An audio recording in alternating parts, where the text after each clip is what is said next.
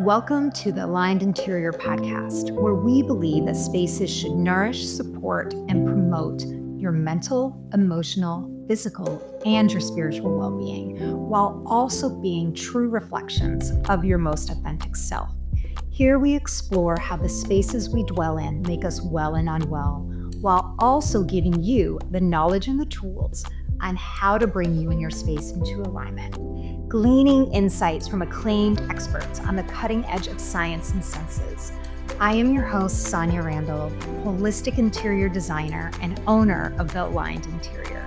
Thank you so much for being here. Let's dive in. Hi there. Welcome to this week's episode where we are going to be chatting all things color, interior design, health, and well-being. Our special guest today is Karen Huller. She is a global expert in behavioral design and color psychology. She helps businesses and design professionals use color and design to support mental health, enhance well-being, and create positive, nature-aligned change. Karen consults and collaborates with companies looking for innovative solutions to social problems who seek new ways of improving the human experience in balance with nature. Her clients include architectural and design practices and leading global brands such as Samsung, Dove, Fiat, and Farrow and Ball.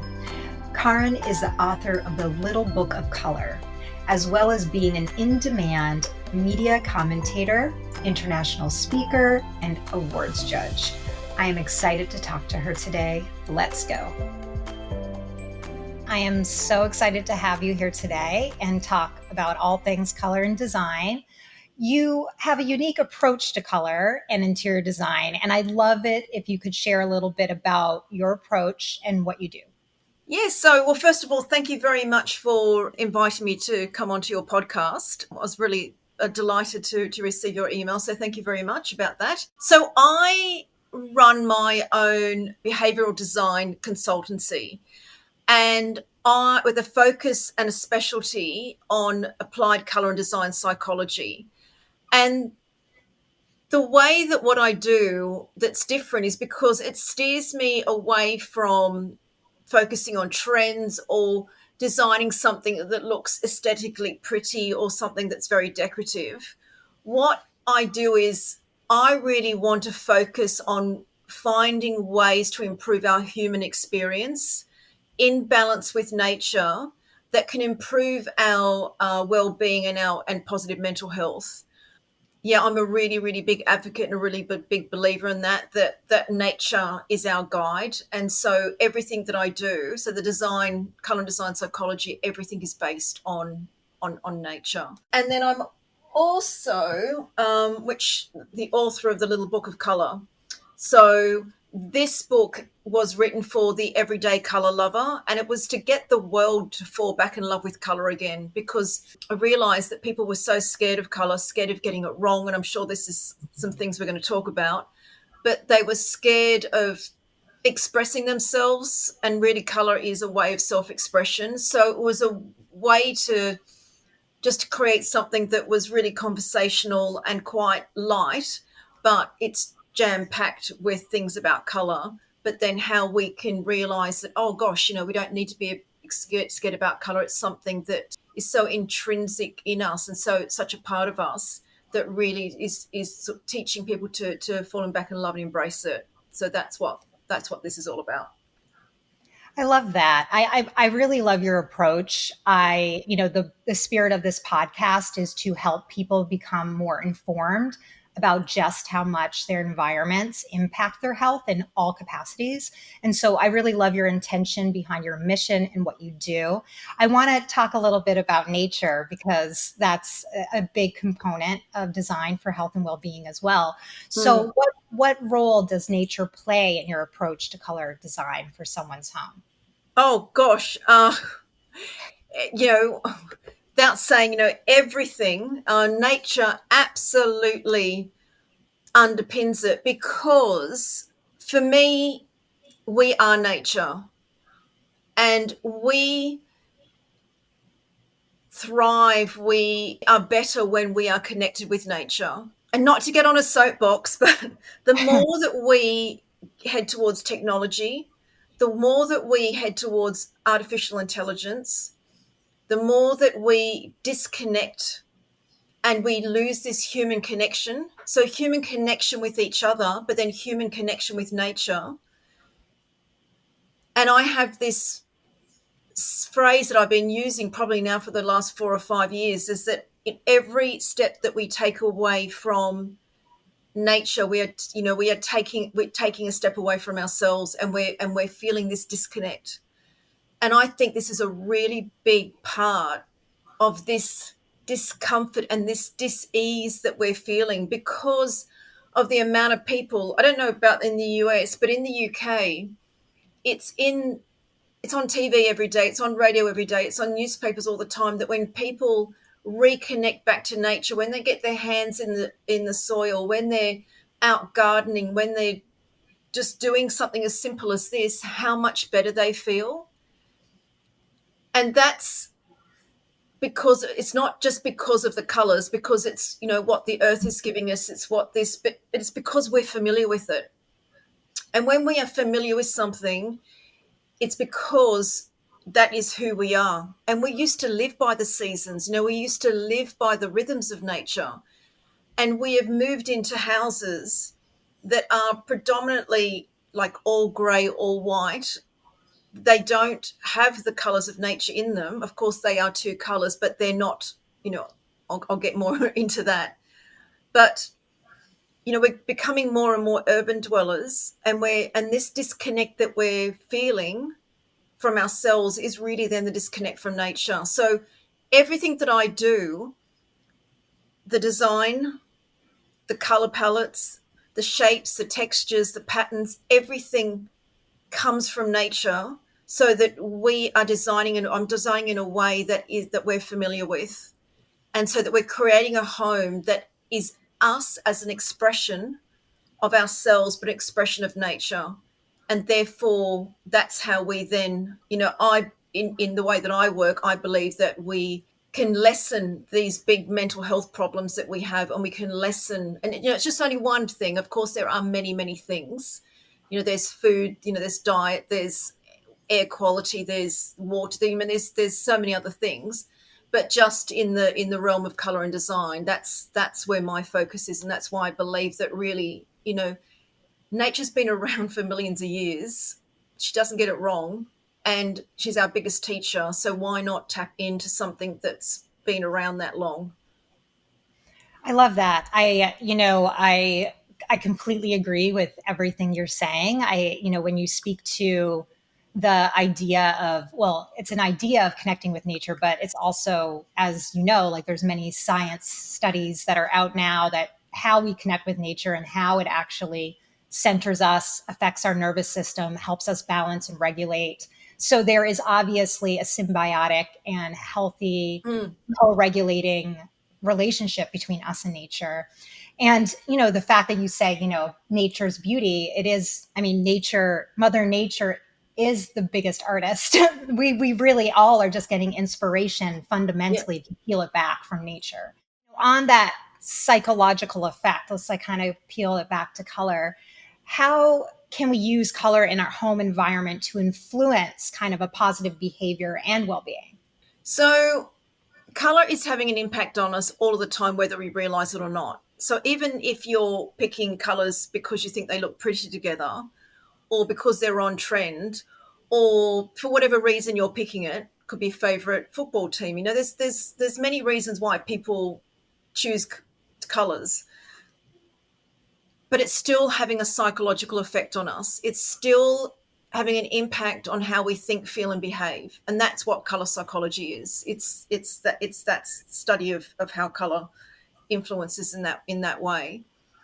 So color can also have either a positive or an adverse response to us, and this is where it does become unique and personal to everybody. But reds will have a group of positive and adverse traits that belong to red, and the ones that belong to blue belong to green. But depending on what kind of red it is, it will it will have different traits. So, for instance, like a true red is psychologically, we say that it's a call to action, it's about motivation, it's about energy, it's physically stimulating. Red isn't a calming color. Like, it's, I don't think anyone would say, oh yes, when I see red, like you might have a positive association, and when you see it, it might make you feel very happy. But what red is doing, it's increasing the pulse rate. It's an action color. Whereas if you think of light red, which is what we call pink, that is physically soothing, and it has there's a gentleness to the color. So you might turn around, and I'm saying you as in the listener might go, oh my God, I can't stand pink or soft pink. So it's not whether you like the color or not, it's psychologically, these are the traits that go with that color. So with red, positive is, energy, call to action, but it also can be annoyance, and it can also mean danger, and people can get very overwhelmed by it and feel quite angry and anxious. With soft pink, people can feel very soothed, so they're mentally soothed, so their muscles, so they relax. On the other, and it can be about, caring, compassion, it's that nurturing gentleness. But then on the negative side, it can feel very emasculating, and it can feel very weak and very needy, which is why a lot of women, there was a massive backlash, not that long ago, where people were calling it a girl's color, and they thought that it made them look very weak and needy, and that's because they were tuning in to the negative side or the adverse side of soft pink.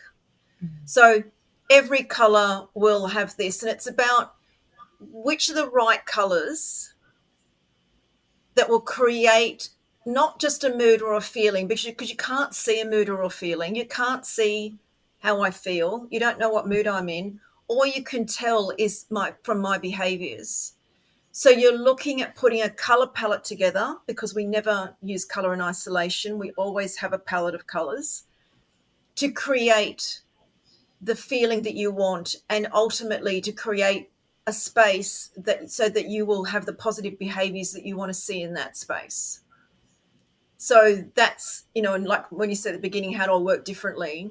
That's kind of another way that I work differently, because I don't subscribe to mood feeling behavior. Mood feeling and an atmosphere. It is, you can absolutely measure behaviors, and I can see whether I have created the interior right for a client, whether that's for a home, whether that's for an office, for a shop, doesn't matter what that is. You can tell from the behaviors whether you've got the color scheme right. And that's the way that I work, and that's why it's behavioral design. I have so many questions. I love all this. So first, to just peel it back, you had mentioned, the potential adverse effects of pink. What would make a color pink? What are, the conditions that would make it bring about adverse effects? Just so people have an understanding around that. Well, you would not put pink in a gym. Okay. Right? Because people are in there, they don't want to feel relaxed and soothed. Like a boxer would not have pink. And in fact, in the US, there was a thing that was going on for quite some time, where in college football locker rooms, they were painting the opposition's team, painting them pink to try and physically soothe them and relax them, so they didn't have that aggression and they didn't have that power to come out and play. And just for the rest of the world, I'm talking about American gridiron, American football. And then it went to court, and then I think the judge said, you can paint the opposition's locker room any color that you want, but yours has to be the same. Right. Because they were using that to try and get an unfair advantage. So that's a really good example of color in action, of how it's used in a way to manipulate. I love that. So I love that. Thank you for that explanation, because, I just kind of want listeners to realize when you hear the word adverse, it just means not the behavior or direction you actually want it to go. Wanted, yes. Yeah. Right. Because Yeah. pink could be used in a space where you want to relax, and then it has optimal effects for you. But if it Yeah. is a space, like you said, where you want motivation and drive and, all of these things, then it probably isn't the best color for that Yeah. space. And then, yeah, it's not then just using the pink, it's using which type of pink, because there are cool pinks and there are warm pinks. So it's really then bringing that down to which kind of pink, and then what the proportion of that is, because you could have the right color but the context might not be right, and like where you're using it, and you might use too much, and then all of a sudden you're thinking, well, hold on, I've got the right color here, why am I not feeling what I thought? Well, it could be because you're using the wrong, you might be using too much, and also could be where you've placed it. Right. So not to put people into overwhelm, but this is, this is the depth that I work. When I work, it's really down to this depth, to understand how color influences us and how we make sure that we use color in the right way to get the right response, the right reaction. And a lot of brands use color to manipulate, to influence, because Right. they want people to buy. So this is going on around us all the time. You look at sales signs. If something's for sale in a shop, it will be red because it's a call to action, and because they want you to see the sign and they want you to take notice, because red advances towards us quicker than any other color. So if they've got something on special, they want you to see it because they want you just to have this laser focus and go to that sales, the shelf or the cart or whatever. But what shops then end up overdoing is, every 2 meters they've got a sales sign up. And so we're Right. seeing so much red that what we end up doing, we can get trolley rage because you're just overwhelmed with, because we're just being bombarded with so much red, or we just absolutely switch off and we ignore it and we don't see it anymore because it's everywhere. So it's a very good tool to use, but when it's not used properly and it's overdone, then it just loses its whole power. Definitely. And, I really like that you're kind of bringing around language around the fact that it is complex. Like, the point of this episode is to give people advice and tips and tricks, but not to understate that Mm. home environments and environments in general, if done right, it's actually quite a lot of thoughts Yeah, and it's a lot of thought. mindfulness and time and energy that goes into that. Like anything that you were to do, if you wanted to, have your optimal health for your physical body, that takes time and energy. You can do one thing here and there, and that'll help, and this will Yeah. help. But, I think that it's complex, and that's Yeah. why there are people that are experts to help you with that, if you'd also like that. But, another thing that you brought up here that I want to talk about, well, firstly, it's, we're talking about color, so I want to emphasize to the listener that everything in your space affects you. So, like, if to even what you're saying, even if you get the color proportion right, if other things in the space are not working, that's going to affect you. So I don't want people to think that if they hired you, or, whomever, or even just focus just on color, that means it's going to solve Yeah, everything. no, it's not. No, no, it's a part of the whole. Yeah. Exactly. So there's a holistic approach Mm. to design. So there's that. And then the other thing I wanted to talk about is, so with lighting, for example, like red lights and firelight light has an effect on our body to actually help us wind down and kicks off our circadian clock. It helps us release melatonin. What is the difference between color psychology around red and the lighting colors that are emitted? Do you Yeah, it just, I'm not a lighting specialist, Right. and that would be someone, I think, and I know loads that you could get on, because it's a very, very different field. So just to say, and I think this is really good for anyone that's listening, is that in the color world, my area of specialty is color psychology. It's an inch wide, but I know it a mile deep.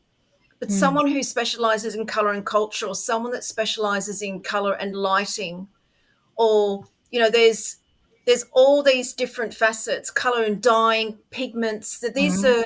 These are all completely different fields of expertise. And so how the lighting and the Kelvin degrees and all of that, that is not my wheelhouse. So that's definitely someone who is not a lighting designer, but someone who is a light specialist, but maybe even like a color vision scientist. Like, it's just completely over there. But yes, it is interesting that blue light will keep us awake because that's what sunlight is. And if you're wondering, what I can say is, if you're wondering why you've put all these beautiful warm colors in and all of a sudden it just looks really flat, it could very well be that all your lights are blue, have a blue bias to them. And with LED, I know LEDs are getting better, but before, when it used to be incandescent lighting, that always was more on the yellow, orange, red, the warmer side. So it would make a place feel nice and cozy and warm. But now the lighting is so blue biased, which is not good for us, especially if you want to go to sleep. So that I can say is that it's a good color to have in the morning when you want to wake up and you're waking your because the blue light will wake your body up. So it's a good cut to have in the bathroom in the morning, but it's not the color that you would want, the lighting that you would want when you go to bed at evening, because what you're doing is you're keeping your mind awake. Right. And Definitely. that's why a lot of people have real trouble getting to sleep, because our screens are blue light, the TV's blue light, the computer's blue light. And unless you can get one that's yellow, but then your mind is stimulated. So the whole idea is that, really is I'm going way off track here, but is That's to okay. we need everything to try and relax and calm our body down in order to prepare to go to sleep. And that's Mhm. also the colors that we would then have in the bedroom.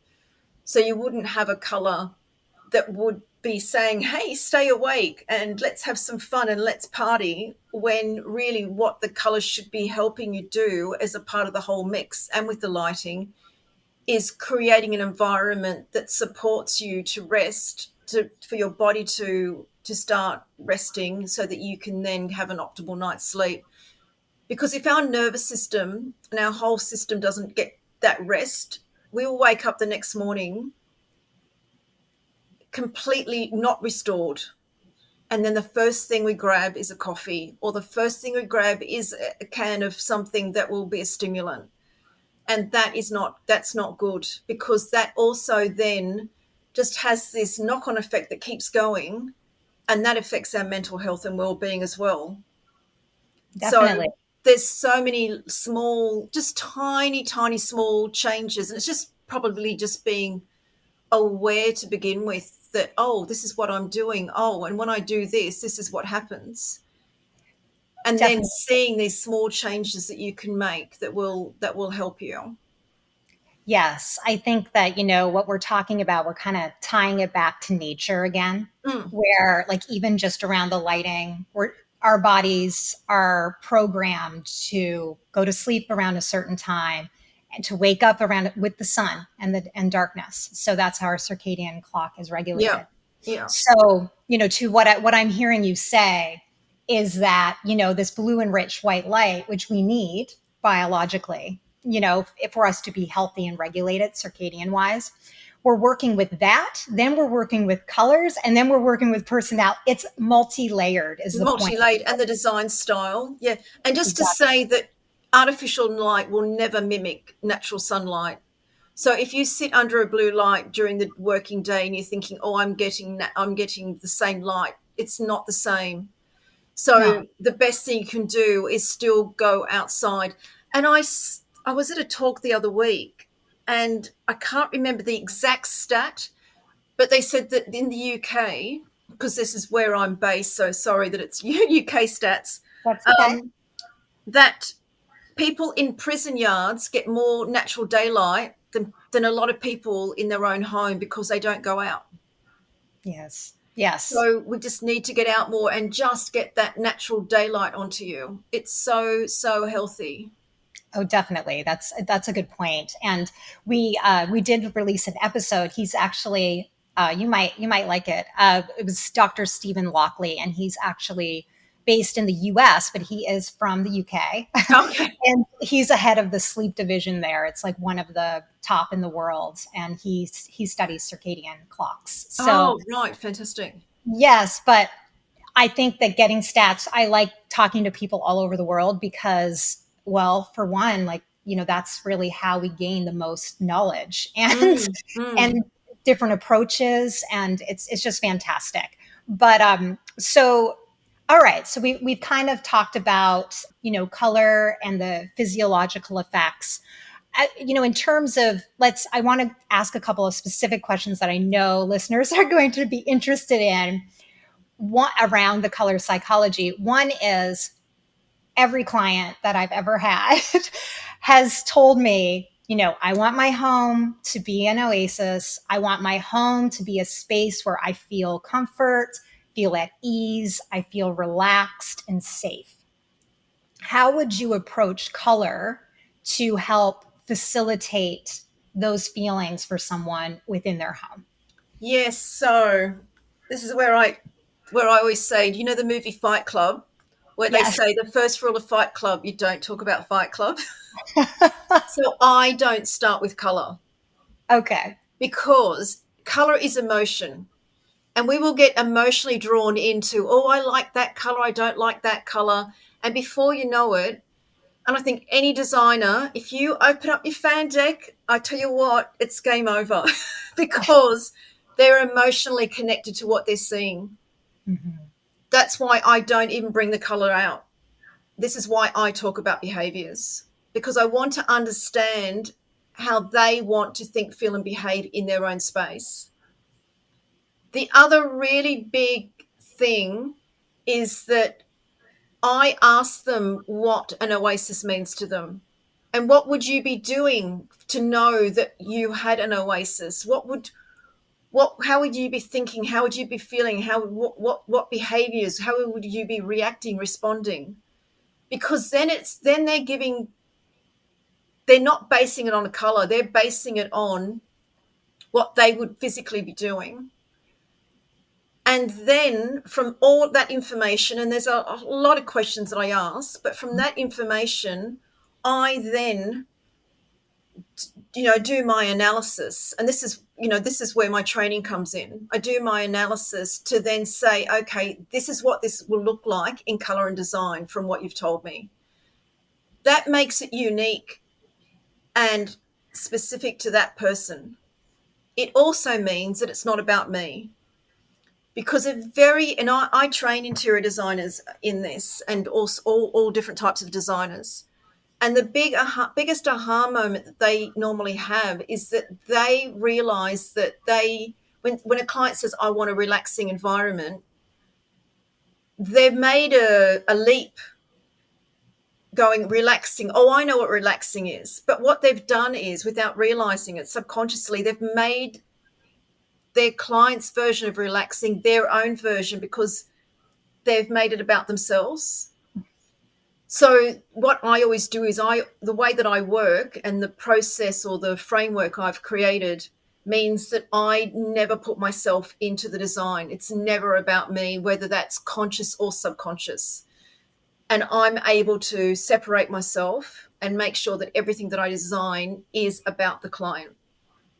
Because I always get their buy-in all the way along to make sure that they haven't just said yes because they think, because somewhere down the line they'll just go, you know what, I didn't really like it anyhow. You don't want that. You always want to make sure that you make it about them from the very beginning. And I do that by starting with behaviors. I love this, and I think you're highlighting. I'm just going to speak to kind of this may be of more of interest to the designer listeners of this episode. But what you're speaking of, when I hear you saying that, I'm thinking, okay, you're talking about programming. You're basically talking about a holistic approach to programming, which is part of just general interior design process. But what you're highlighting is, I think that different types of designers and different approaches to design, Yes, yes. and and some are a projection of like aesthetic, into onto their client's space. And others are what you're speaking of, which is, I am going to bring out you and your essence, all that you're made of, into your environment, and Mm, do it in a way that's going to support behavior and your optimal well-being. yeah. One thing I want to also highlight there, because we have spiritual listeners and I fall in that category too. I'm all of it, is the language that you're using. I love making connection between how different groups or like different types of people will communicate around a subject. Mm, And so what you're describing to me is manifesting, what they call in the spiritual circles, this whole manifesting thing. yeah. You are literally trying to understand yourself and set up the conditions so you have behaviors and actions are manifesting. Hmm, So this hmm. is really, and I want to highlight this too, because what we do is a really is helping people manifest a life that's more in alignment with what their goals are and who they are. Yeah, yeah, and their And true authentic self here. Yeah, yes, yes, in alignment. And I think that's great. And I love that you have an in-depth approach with your clients and that it is about them, because I also deeply believe that really we are really translating and helping them helping heal them through their home environment and create a space absolutely. Yeah, for their yeah, yeah, yeah. well-being. Yeah, and I So, was going to say, because when you said before about the different designers, mhm, I it's funny because I've actually got in my free ebook, I say, if you're this kind of designer, then this isn't for you, which basically is if yes, you're someone that's got your own aesthetic, your own style, mhm, and people come because there are, I mean, very, very high profile that this is what I do. And if you come to me, you're going to get this look. for And sure. so people really go for that. But there's the holistic designer that is, I make this unique and it's unique to you, but God, it's harder work because every time you start from scratch, right? It is not easy. And a lot, and this isn't right or wrong, but I've had a lot of designers say to me, I just don't want to get involved with the client. I don't want to get involved with all this stuff. I don't want to Mm, hear this, and I understand that because a lot of designers do it because they love designing. They don't necessarily want to get that kind of invested in with their clients' mm, stuff. Do you know what I mean? So when you do it in a holistic way, they will be talking about the colors they like, they don't like. They will be having there will be emotional stuff that comes up because color is emotion. I've never had a client that hasn't turned around and goes, "Oh my god, I can't stand that color. Oh my god, I love that one. I have to have it." And then it's having those conversations around that because they might not even be the right colors for what they're looking to have.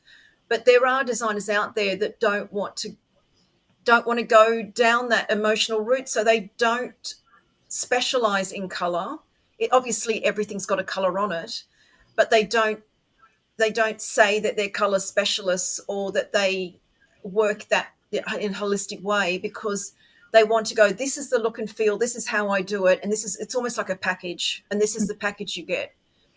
And so I think it's important that there's different options available for whoever wants whatever option.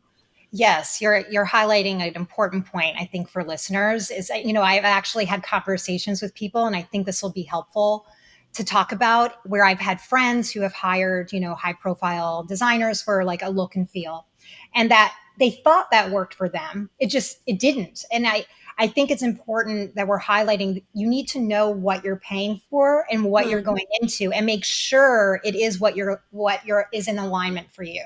Make Yeah. sure that if you're hiring someone for a specific look and feel, to understand that that's what you're purchasing. If you want someone that where you're going to be more involved in an in-depth way with the aesthetic process, or you want it to have this holistic approach, it might not be the best fit for you. And so I Mm. don't think a lot of people don't realize that there's differences, No, no.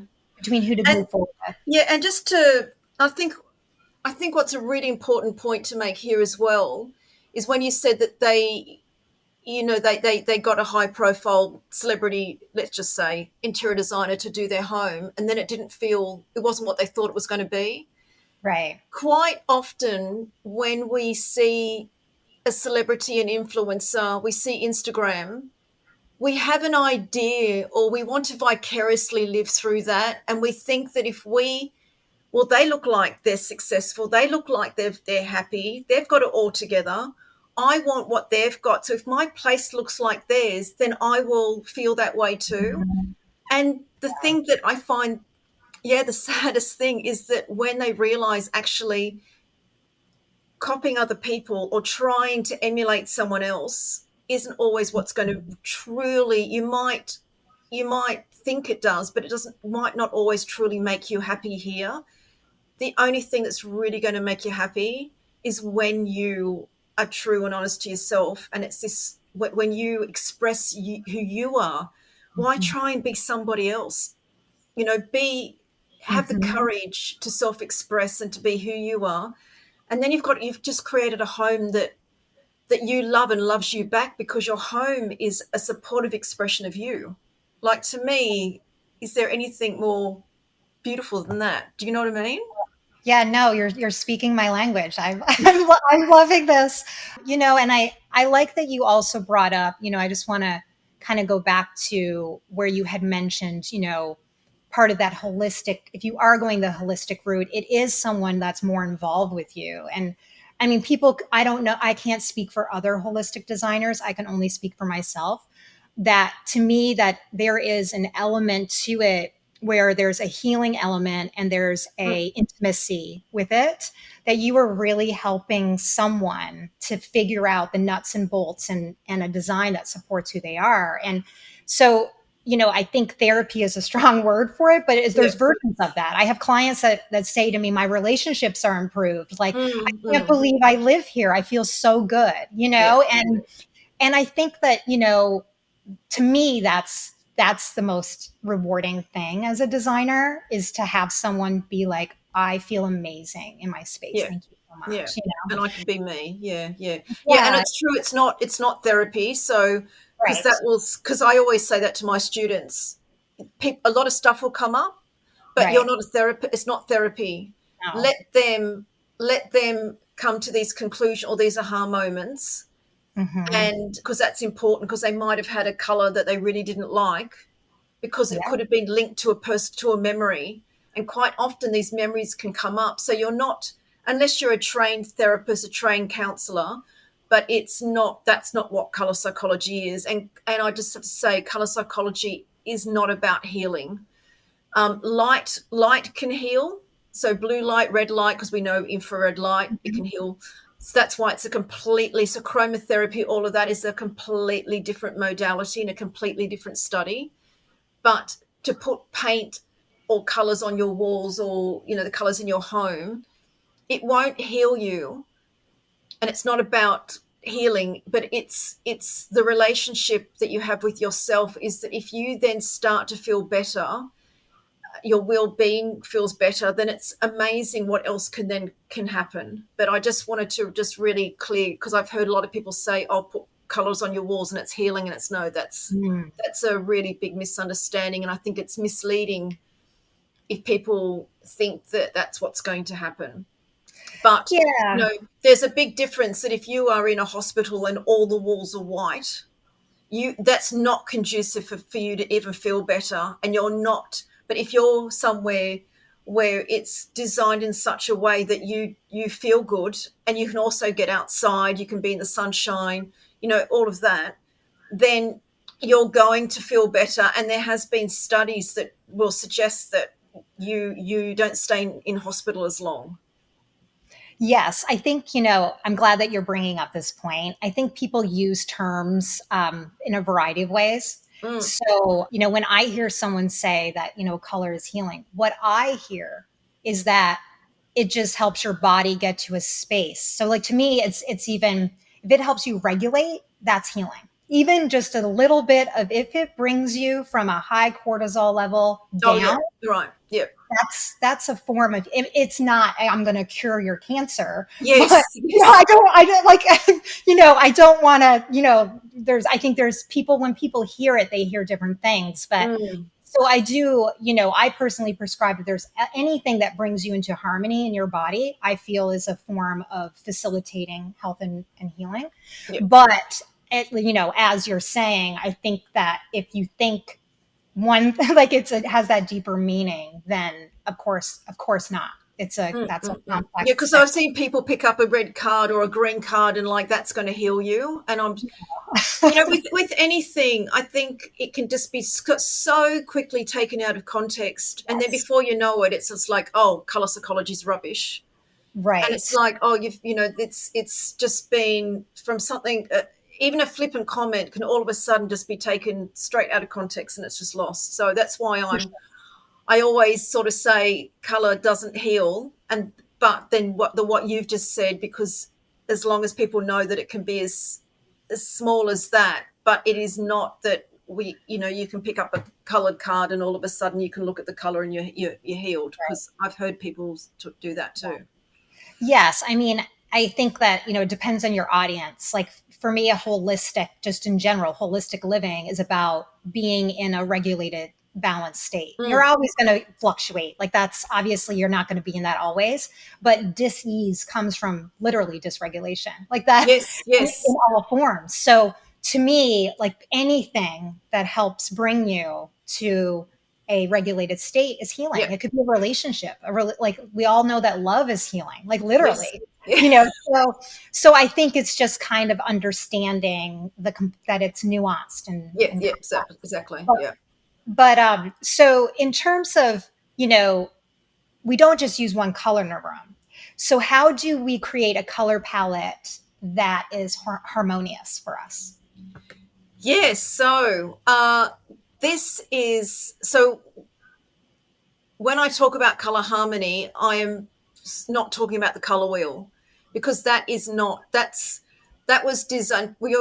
Whenever anyone talks about color harmony, they think, oh yes, Mhm. that, but that was designed for painters, for artists, and it's not fit for purpose for interior designers. So I'm quite, I've been quite vocal about that, because just because red and green complementary, what you're going to put that in someone's home, but complementary back in the day didn't mean complementary that we think now. It meant creating an optical contrast. So if you put red and green together, it makes the red look redder and the green look greener. That's not color harmony. That's not, we can't live, we don't, that's not how we live. Mhm. So again, I talk about behaviors, and I look at the color palette, so I work with the seasons, and as nature intended, not what a lot of color houses, what they've done with nature, what people say, oh, this is a spring palette or this is a summer palette.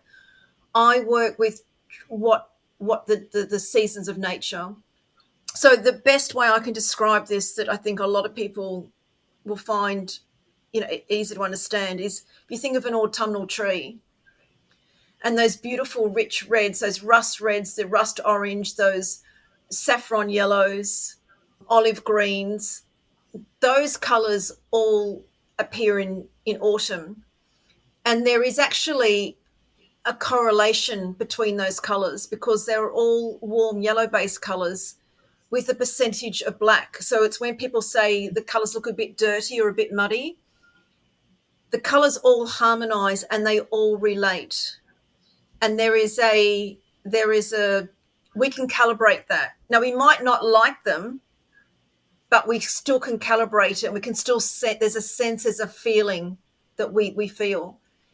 You now go and put a cold blue magenta pink in there, and even in your mind, straight away with what you said before, and I've just got getting, there's a dis-ease, there's a discomfort, there's a jarring, there is something that doesn't make sense, because us as human beings, we are constantly calibrating for harmony.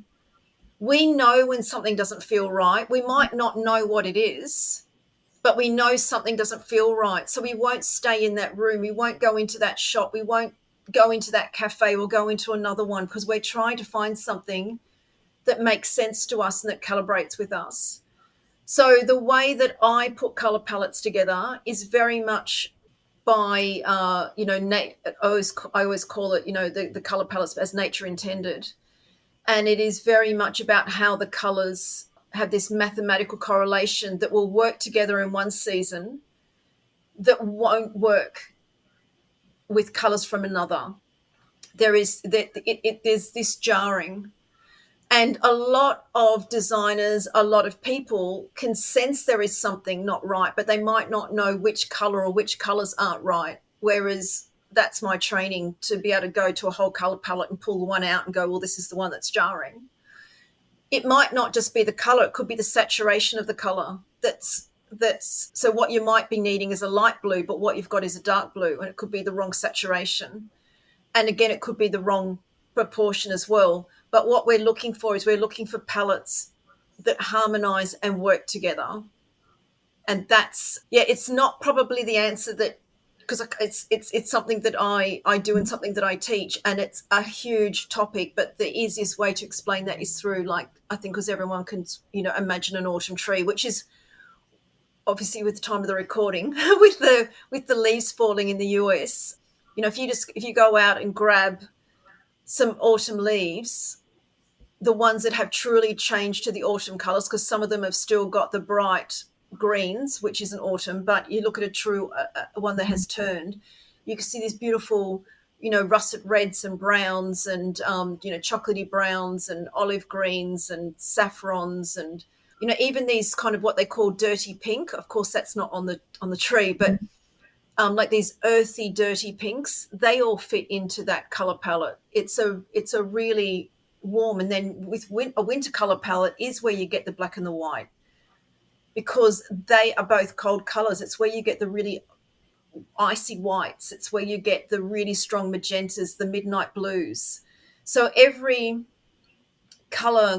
every season has its own colors. Now, why I say as nature intended is because us as human beings, we've hybridized, we've created, we're genetically modified. So we can get the blackest black tulip in spring, which doesn't belong in spring. We can get any color now, virtually any time of the year, because we've manipulated nature that much. So it's not always hard it's not always easy to try and work out what colors belong in which season. If you are going out in nature and thinking, well, hold on, why is there a black tulip here? Then we know that's a man-made manipulated color, and we do that a lot. There's also colors like brilliant white paint, which is a man-made color, which we don't calibrate. And that actually causes a lot of discomfort, dis-ease, a lot of jarring, because we can't calibrate it, because it's not a color from nature. So our body can't understand it. So it's constantly like doing this to us. The pinkest pink, I can't remember, an artist brought that out, Anish Kapoor, I think. And then there's the Vanguard black. These are all the blackest black. These are all man-made colors that don't appear in nature. So if you use them, no light bounces off it. It's like the light hits it and then just enters it and doesn't reflect off. So we just can't relate to it. I love everything about your approach. Oh, good. I wasn't sure. It's no. trying to say this bit in such a. I'm just thinking, oh my God, am I being succinct? Because it's really hard for me then to not go on for like 3 hours of trying to explain it and trying to be. Right. No, I understand. It's complex, but also you obviously love what you do and you're passionate about it. And that's just very exciting for me, as I love talking to people that feel this much passion behind what they do. But, I think that I love that you're bringing up the seasons again, and that we have a physiological response to it, even if we're not really being mindful or fully aware of it. Like, I think if people stopped and they tapped in, they would have a bigger understanding, because mindfulness is just something you practice. self-awareness and awareness of your body and how you respond is a practice that you can cultivate. And, it can take time. But, I just want to link back to what we were talking about earlier, where you had said about when you're in nature, there's like kind of a coming home, kind of like it's easier to just really feel more connected, like you belong, at ease because of this. Some of it we don't fully understand yet in science, but True. we are beginning to understand a lot around it in terms of like the nervous system and different things. But I just want to highlight here, that importance of like we are used to seeing specific colors in specific seasons. Like that's also part of our evolution. And, Mm, when I'm hearing you say this and I'm thinking of people's homes, it kind of, this is my own philosophy here. So designers can, there's many ways to approach it, yeah. but I'm just going to share mine. But what I'm hearing you say, I'm thinking like, nature is kind of the inspiration for your home. That's how I approach design for spaces for people, along with these other things, personality and everything else. But basically, like you have your hard materials, and that means like your flooring, your walls, things that are construction related. Mm, That would be more of like you bring on more of neutral tones in nature, and then you pile on it color. That's how I see it. And paint, I consider not really construction either. yeah. That's kind of an easy thing to do. But when I'm hearing you speak of this, I'm thinking an easy way that's more environmentally friendly for people and to like help them evolve as people and how they change and grow is to do it with accessories. Like, is to basically, you can, if you're changing the seasons and you don't want a bright yellow in your space anymore, because in the summer that feels good to you and you wear it, but in the winter, you don't really feel like wearing that color for whatever reason. Maybe it doesn't Oh, feel. right. Okay. Yeah. So Yes. this isn't what I'm saying. Oh, it's not what you're saying at No, all? no, no. Okay. So, yes, but thank you. Thank you. Because you brought up a really good point. So, you've read my book. Yes. Yeah. So, in the book, I talk about that we as people, we are a season, or two Mhm. seasons. So, I'm spring primary, winter secondary, and Mhm. and I relate to the spring color palette. So, my blue behind me on the wall is spring. What I'm wearing is spring. It doesn't matter what time of the year it is, my colors in my home are still spring. Mm. I don't change Yeah. it because that is who I am.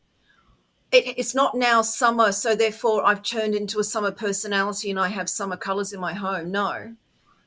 What but what you said was interesting. What I could do is when it's summer, bring out maybe more yellows or more brighter colors in my home. And when it's winter, I might use the more softer colors in my palette. Yes, that's But exactly where I but was but I going. still Yeah. stay within spring because my home reflects me. For And sure. when you so you've made me realize that I've missed out a bit of a point here is that we as human beings, when we have this relationship with nature, there will be a time of the year or a season that is an expression of us. Mhm. So I know that my primary season is spring, and I know that the energy of spring matches my energy. So the playful, the fun, it's a little bit, Jack in the Box, everything's, it's woken up, everything's pushing through, it's all bright, it's all happy. That's very much my primary personality, and my primary personality matches the energy of spring. So, and if I have the spring colors in my home and the right colors in the right context, place, etc., then the house is also supporting me and my personality in connection with nature in that way. That's how that's how I that's the work that I do and the way I do it. But I definitely don't go, oh, it's winter, so I'm now going to use black and white in my home, or it's summer, so I'm going to use summer colors, because that's not. that would be taking it away from then who I am. Definitely. And Yeah. that is what I was speaking to. But I'm Right. speaking to it more like what you're saying of in the summer, I'm just thinking of it like fashion. I have a personality of colors that I like for my fashion.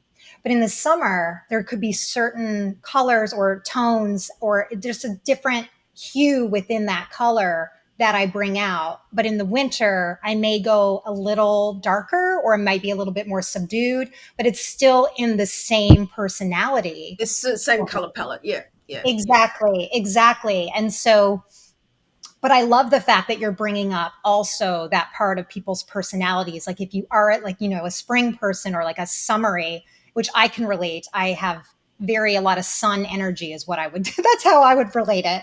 So in the winter, I do need to be mindful of that with my space as well, because you want to make sure you're in balance and harmony with Mm, your energy as well as the environment that you're yeah. in. So I love that you brought that up. That's very interesting. So, and for listeners, if they want to figure out their color personality, you have a questionnaire in your book where you Yeah. can. So I didn't actually want to put it in, Okay. because it's very short. And when Yeah, I do a personal color consultation, they're 3 hours. I mean, I they're believe really in it. depth. Hmm. But they said no, you've got to put it in. So I put it in, and so it's a bit of fun. It's a bit Right. of fun. And then the idea is that you'll come out with whatever your two top personalities are, and then go and find the colors of both of those seasons and put them under your chin and look in the mirror and see which one makes you glow and which one does, because there will be one family that will and there's one that won't. So if me being spring and winter, when I put a winter color up, and it's a shame I don't have any black, my I just look so tired and drained, and I get shadows under my eyes, and it's really obvious that I am definitely not winter primary, but spring colors light me up. um, and so that's why I know that my color palette is always in the spring, and I only wear spring colors. And that means even in winter, I will still be wearing bright colors. And Hmm. yes, I do stand out, but I'm Yeah. okay with that. And then my design style is then a mix of spring and winter, because that's how I then get the two personalities together. Yes. Interesting. Yes. I love that. So, like you said, and I think that just kind of relates to any type of testing. You do a personality style test, any type of testing that you do. If you want to go on the spiritual side, astrology, Mm, it's an in-depth process if you really want to get into yeah, having a deeper understanding than yourself, but all of it is informative to what you're saying. You're peeling back kind of the layers yeah. of self-discovery. And so I definitely encourage people to check out your book. Thank you. So what are some key aspects that you would recommend for people to keep in mind when choosing colors for their home? Right. So this is for the homeowner, for the, Yes. yep. I think the first, oh God, I've got quite a few in mind. Don't worry what anybody else thinks, right? Mhm. They aren't living in your home. Create something that you love, because you're the one that lives in it. Too many people worry what everyone else is thinking, and worries what, oh, when they come in, will they like it? And that really all plays down to our human need of wanting to belong and to fit in and to be accepted. If I have a home that everyone else likes, then that means they like me. But, I'm sure there's people sitting here now just going, oh my God, I can't stand that blue wall behind Karen. And I just go, great, because if you know you don't like it, then you're closer to knowing what you do like. So I don't decorate. I don't do anything for anybody else other than whoever is living, in the space, because that's the most important thing. I think the other thing is to really think about how you want to think, feel, and behave in the space, instead of just thinking, oh, this is a trend color. How I want to how you want to, the respond, react. What would you be doing in your home to know that your home was really nourishing you and allowing you to thrive and to support you. Because I think what's going out in the world or going on in the world, we really want homes that support us, because there's so much stress going on that I think what a lot of people are doing, and I've been watching this probably the last 10, 15, 20 years, is that people are coming home to houses that are grey or white because it's almost like they're anaesthetizing. They're switching off their emotions because it is so stressful out there. They want to close the door and then just switch everything off. But that's not a healthy state to be in, because then you're also fluctuating from virtually expressing no emotion and switching emotions off to then, so it's like almost like living in white and then living in red, or the music is down and then the music is blaringly loud. And to live in these two states that oscillate backwards and forwards is not a healthy state to be in. So if you want a home that is calming and less stressed, there are so many colors that will positively support you, as opposed to using all white, all gray, that basically just turns your emotions off. And then that's not conducive to positive mental health either. I think they're probably the big things, is to really experiment and explore with color, and not to be afraid of color, and to know that color's nothing to be fearful of. And I think a lot of people, it really comes down to wanting to self-express, and they're worried what other people will think of them and about being judged. But don't worry about anyone else, because it's your home and you're the ones that live in it. So create something that you love. And if someone walks in and go, "Oh, I wouldn't have done it like this," or I didn't think you'd like these colors, just go, "Well, yep, I do." Or just, own it. You know what I mean? Just be confident and own it, and just say, "Well, then, isn't that great that you can do what you want in your home? Because this is what I'm doing in mine." it's Yeah. it's yeah, I think it's such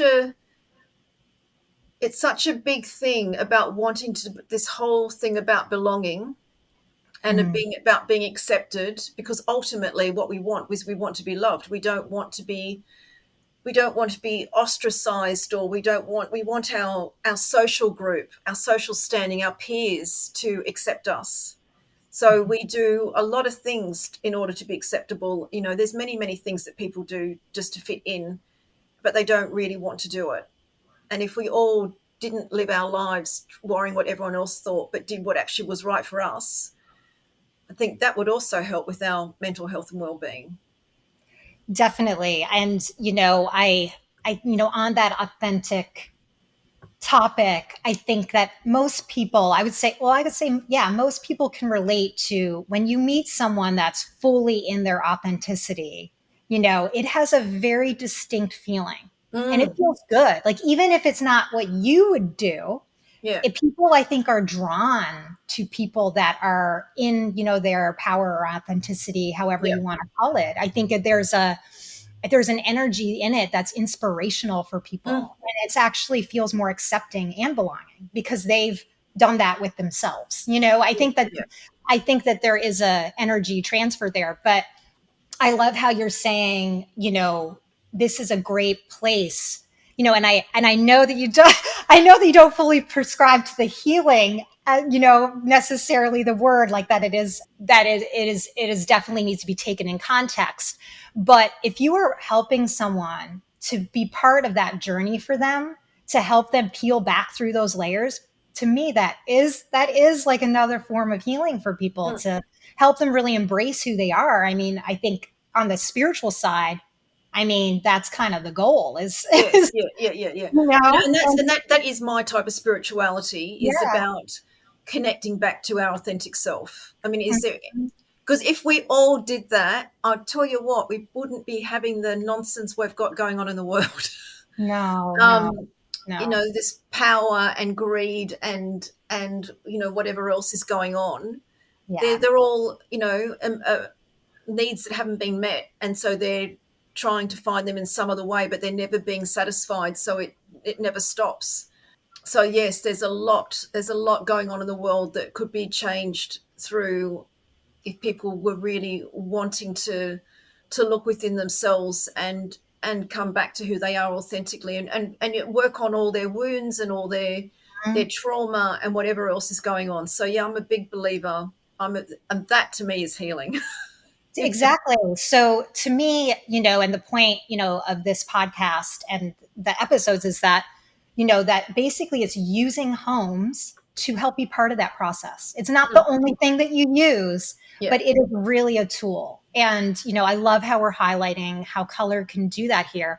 The other aspect of, what you said around, the space, the other goal of helping people have behaviors and, well-being through their space is that, I think what I hear a lot, and I think that, again, this kind of goes back to that mindfulness practice and what you had said of how you actually do respond to color, what your body makeup actually is, not just your personality.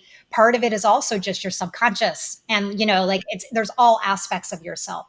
So what colors and what types of spaces and things in it, the whole design that helps regulate your nervous system? Like, what does that look like for you?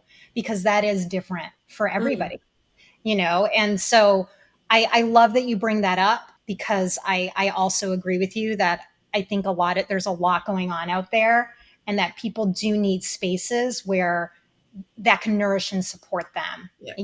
in their health. So there is also like an art to the amount of color that we use in a space to ensure it has optimal effects on its occupants. How do you recommend someone approach figuring out the amount of color? Yes, so this is where it is absolutely personal, the way that I do it. So when I'm working with a client, some clients can take a lot of a certain color and some can't. Some it will put one person to complete overwhelm. So that really becomes a part of the process, and when I'm working with the individual. And that's not to sound vague, but there's no 80-20 rule. There's no magical numbers. This is where people are unique.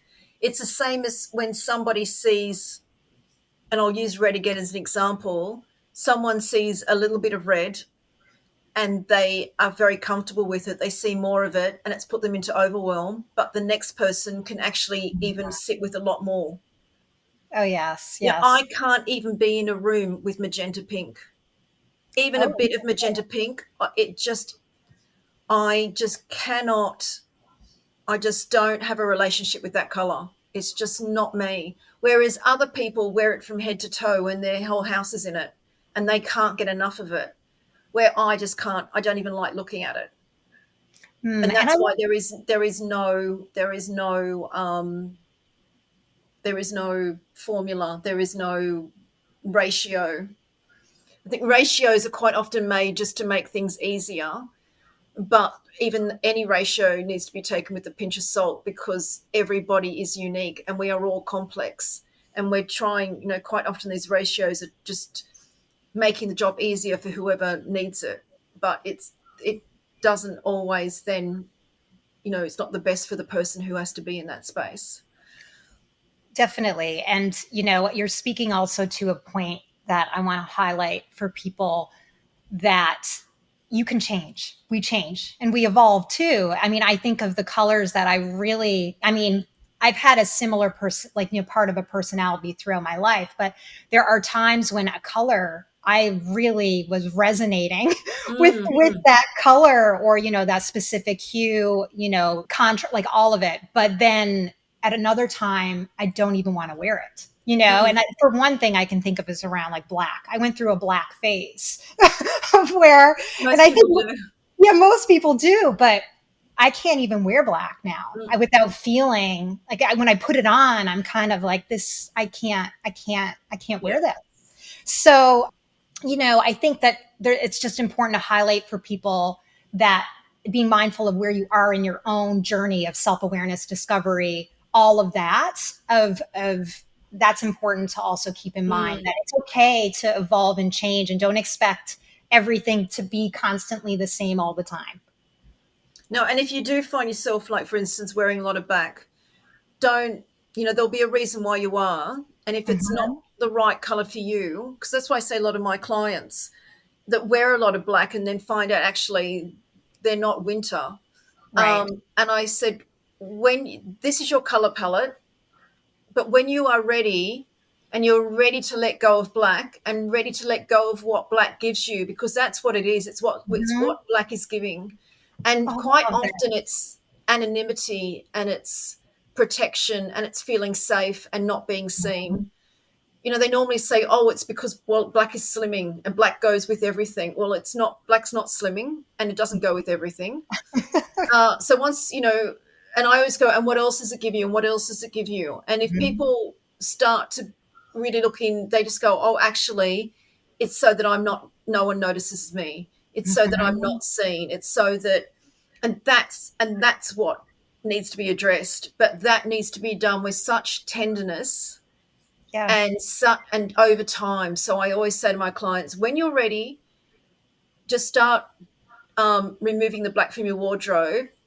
Just don't buy any more black and start wearing these colors, because when you find that the colors are giving you what black gave you, if you need to feel safe, find a color within your palette that gives you that safety but in a positive way. And then they slowly start to move the black out of their wardrobe. I mean, some go home straight away and just get rid of everything because they are just so liberated. And others, it takes them months because they still know that the black is giving them something. And that's why it's so important to do this gently, because otherwise you don't want to create trauma or bring up trauma that you leave someone like an open wound. Do you know what I mean? Yes. So when I teach the designers who come to learn what I do, I go, it's not about finding out why they didn't like a color. So it's not a bit of gossip. Mm, It's right. let them have that, realization themselves, but then don't just keep digging, because then you're picking at an open wound, because you're going to then have them in a traumatic state that you don't have the skill to then move them back out of. So color is emotion, and it's not therapy, but it can cut through years of therapy. Yeah, no, I mean, I'm loving everything you're saying, and I'm loving it. I'm getting goosebumps, and just what I love about what you're sharing also, it's information for people to help them reflect on their own inner landscape and Yeah. their own journey through life. And what you're saying to me is healing. And just even hearing you say that You're for going me, to keep saying that word. I know, because that's my word, and I'm sorry. No, I'm joking. But but no, I'm in that, like, you literally gave me a moment, because I was thinking of myself, like where we just said a lot of people go through the black phase. And I was hearing everything you were saying, and I was like, yes, yes, yes, I was feeling all of those things. And I think it's, part of whether you go to a therapist or wherever you go, or a healer, in the spiritual side, part of it is an internal clicking. It doesn't matter how you get there, but that's kind of part of that growth of internally, is to Yep. have that aha moment. And you Yep. just gave me one. So, Oh, lovely. Oh, so lovely. thank you. But I like what you're saying too, because it also gives people permission to know, like, your home doesn't have to be where you're going to be in 10 years or 20 years. And that's partly why I say I approach the fundamentals of construction of design around, like, fundamentals of nature that can be pretty supporting in combination with these other factors that you kind of Hmm. time in. And then you consider, okay, people grow and they develop, they're gonna kind of change and evolve. And I think when you approach space that way, also with that mindfulness around environment and cost and all these things, it can also help people build out kind of the best space for them that can grow and evolve with them as well. Yep.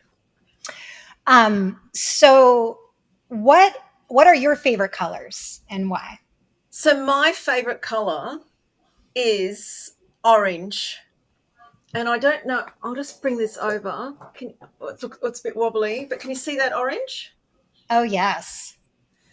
Oh, in fact, there's an orange. Well, if you see the orange marigold in my book, Okay. And your That website has is, an orange. sorry?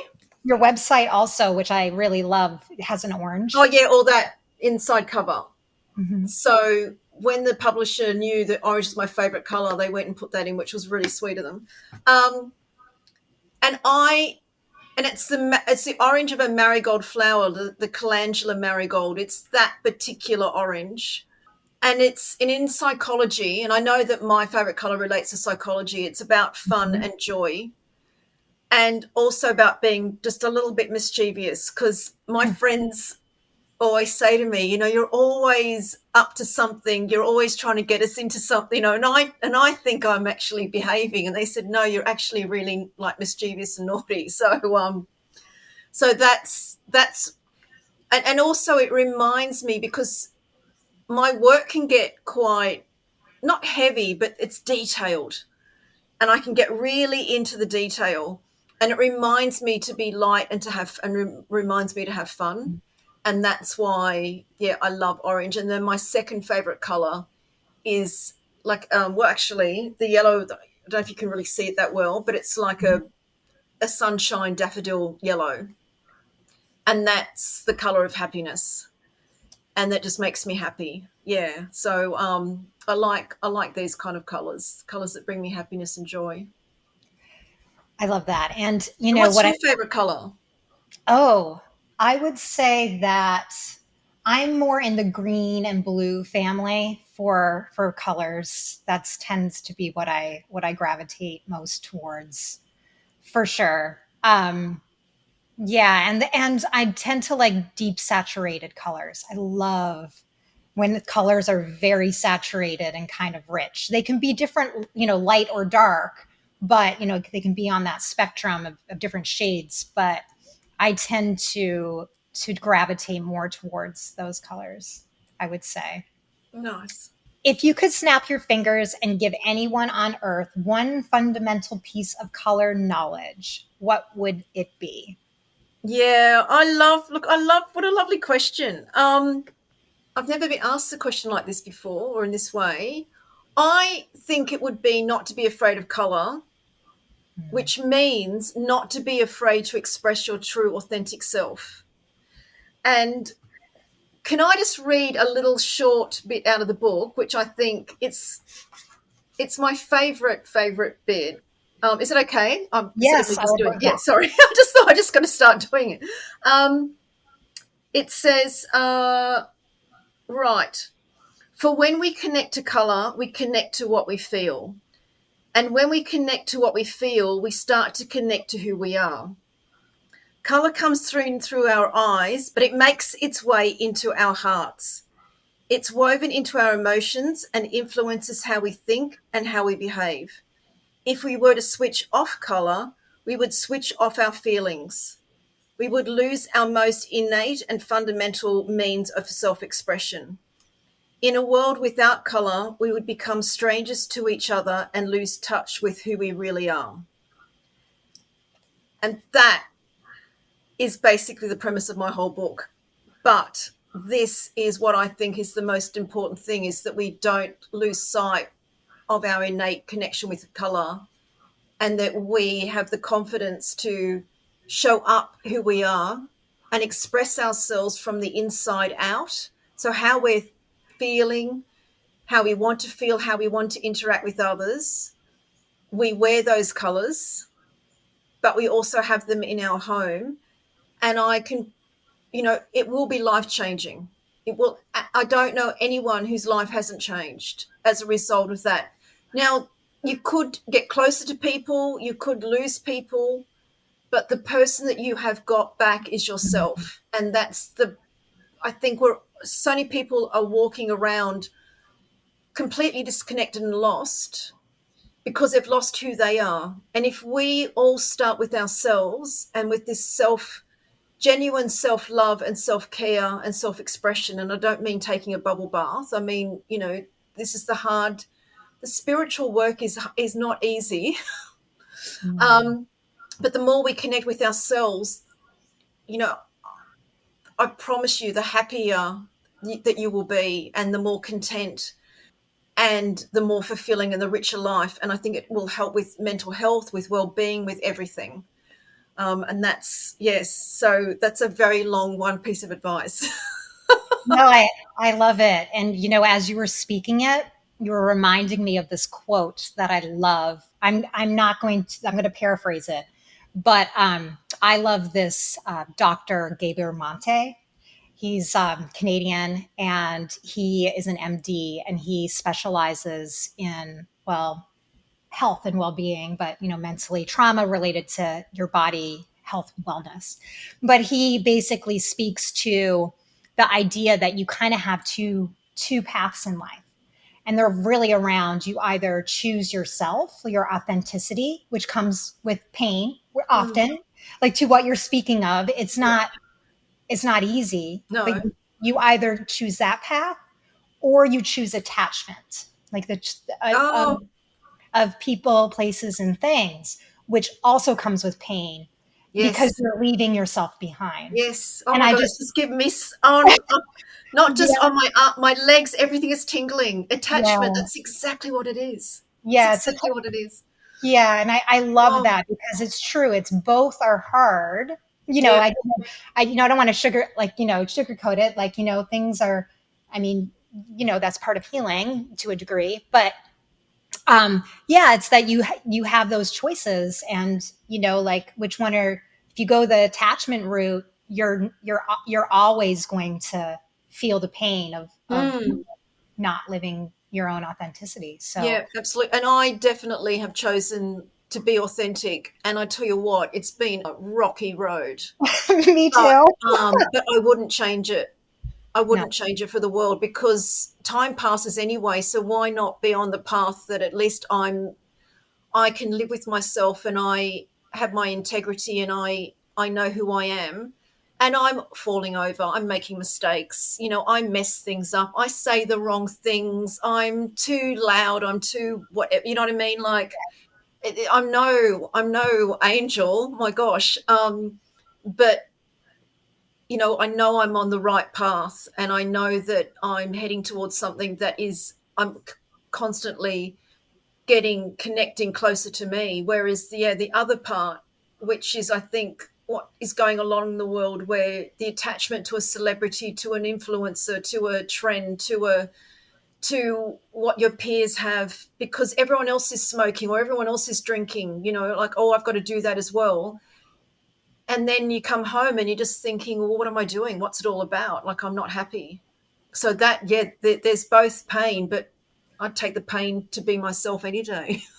definitely. And I think you're speaking to kind of that deeper concept that we've been touching on, which is, you had said at one point, if someone comes into your home and it's a reflection of you that they don't resonate with, that's great. That means you don't waste your time.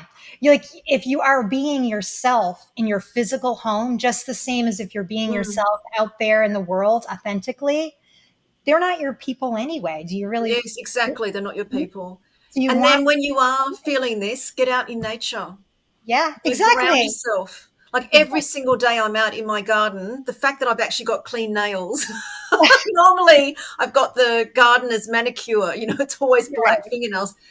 But it's so wonderful to be with all the bugs and all the bees, you know what I mean? Be in nature and be with the plants. And that's just so grounding, because that is who we are. So, everything still always comes back to that. Yeah. I love it.